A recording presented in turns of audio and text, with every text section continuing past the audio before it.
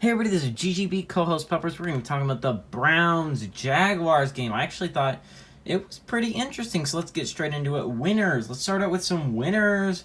People I thought won today. Let's start with the QBs. I'm going to start out with my first winner of the day, and it's C.J. Beathard. Now, C.J. Beathard is, many of you do not know, but he was a backup quarterback at 49ers before Nick Mullins got there and stole that gig away from Buddy. He was third string for a long time. He's a good veteran to have on your football team, especially he was a third-round pick in 2017. So, again, he's also not too old that you have to worry about him being super fragile.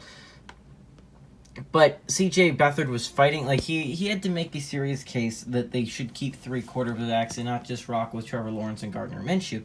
Today, I think he did that. He went 13 to 16, 102 yards, threw a touchdown pass. He did everything you hoped to see out of your quarterback, out of your third-string QB, and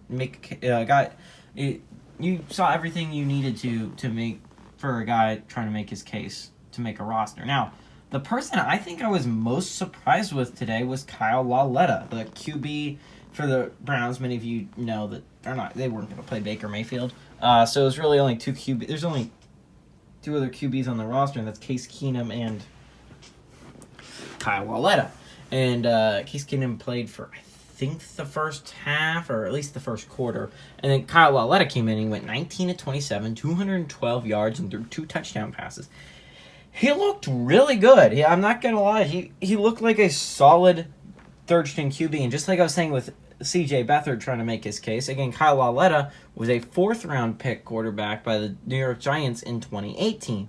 So, again, guy trying to make his case for being on a team as the third-string QB. I think he did a great job of trying to prove that today.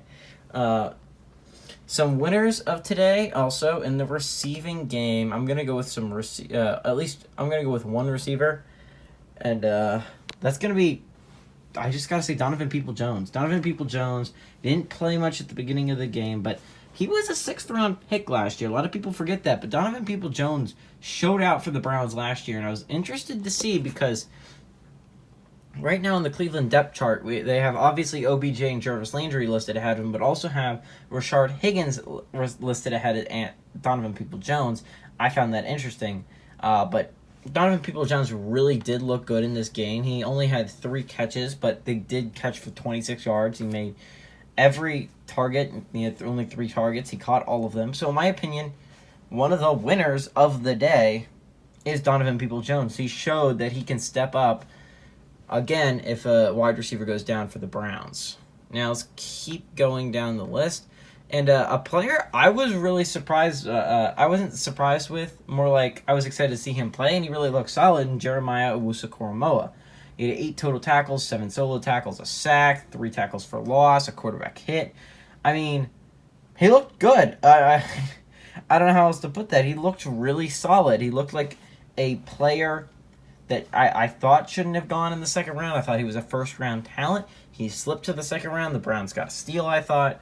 But still, he is not set to start on this roster. Now, that's according to ESPN, so this could change.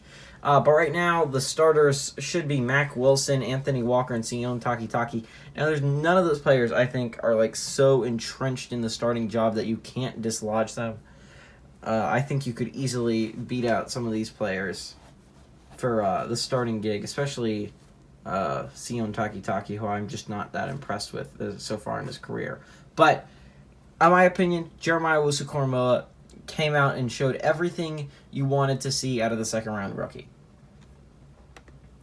The kicking game was solid. I don't think I have any special things to say about the punting or the... Oh, I'm just going to say, I'll put as a winner as Logan Cook. Logan Cook looked phenomenal. He had 4 punts for 220 yards. He averaged 55 yards a punt, which is crazy. He had a long of 60 yards on a punt. Also insane. Very good punter. I love Logan Cook, and I'll just put him as a winner because he really did show up. 7th-round pick in 2018 out of Mississippi State. Still drafted by the Jaguars, so they did really hit on that 7th-round pick in 2018, but I think that was pretty impressive. But let's go to the losers of the night, and let's start with the QBs. Because I'm going to be honest, the quarterback competition. I put that in air quotes, but you guys didn't see that. Between Gardner Minshew and Trevor Lawrence, I think most reasonable people assume that it's not a competition and it's just going to be Trevor Lawrence starting week 1. It just doesn't make any sense. Why would Gardner Minshew start over Trevor Lawrence? You know what you have out of Gardner Minshew. It's a low-quality starter, high-quality backup situation in Jacksonville. You know what you have out of Gardner Minshew. Why would you not go with your number 1 overall pick? But supposedly, the news coming out of Jacksonville is it's a competition, which if it's a competition, that's not good news for the Jaguars. But Trevor Lawrence looked not great. He only went 6 of 9, 71 yards. He had one pass that was really nice to Marvin Jones Jr., and Marvin Jones Jr. made a great play on that pass. He's a player I'm really excited to see. But Trevor Lawrence did not look great tonight. He was not like Justin Fields went out there and impressed me. Trevor Lawrence didn't do that. Now, again, he only played for like a quarter because they wanted each quarterback to get about a quarter of playing time. So it makes sense that Trevor Lawrence didn't. It's not like Justin Fields got to play like. He got to play the second and third quarter. So, like, Trevor Lawrence didn't get to play a half. He just got to play a quarter. So it makes sense his stats aren't that great. Gardner Minshew also didn't do great. 4 of 8, 47 yards, and an interception to go on top of that. By the way, Trevor Lawrence didn't throw any touchdowns or picks, though. But the running game was bad for Jacksonville. Bad. Also put the Cleveland rushing game was bad. Now, I understand.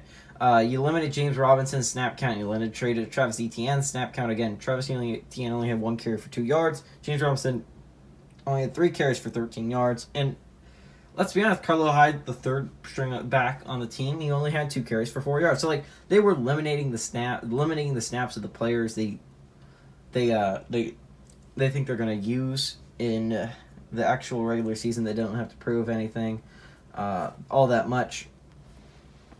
At least with the running back position. Like, the receivers, there were good players on there that saw a lot of snaps, like Marvin Jones Jr. We all know he's going to be a starting player week 1. Laviska Shenault, likely a starting player week 1. So, I mean, everyone knows that that's going to happen. So, I mean, it's weird that they didn't limit their snap counts, but okay.